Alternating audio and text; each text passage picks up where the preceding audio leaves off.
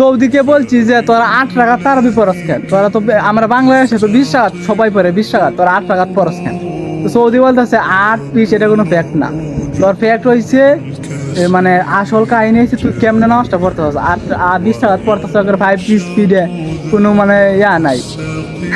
তুই 5 টাকা পর 8 টাকা পর খুব মন দিয়ে পর, সুন্দর হয়ে পর, সেজদা দে সুন্দরভাবে সব কিছু কর, তাহলে এটা আল্লাহর কাছে কবুল হবে। তুই যদি 20 টাকা পরস ভালো মতো না পরস তাহলে কিন্তু এটা আল্লাহর কাছে কবুল হবে না।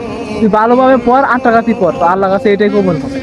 এটা আমাকে বুঝাইলো। আমি তো এই বাংলাদেশে তো 20 টাকা পরে, তো আমরা এখানে 8 টাকা পড়ি, সৌদি আরব 8 টাকা পড়ি, এবং সৌদিকে বলার পরে এটা বলছি ওইটা 20 টাকা লাজিম, মূল লাজিম, মানে মাস্ট বি না, মানে অবশ্যই পড়া লাগবে না যে একটা আছে না অবশ্যই পড়াই লাগবো না।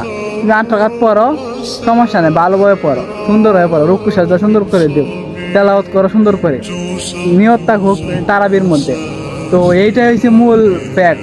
আমি সৌদিকে জিজ্ঞেস করার পর এটা বলছে যে 20-8 এটা কোনো ফ্যাক্ট না, ফ্যাক্ট হয়েছে তুই কেমনে নামাজটা পড়তেছ, কেমনে তারাবিটা পড়তেছ এইটা।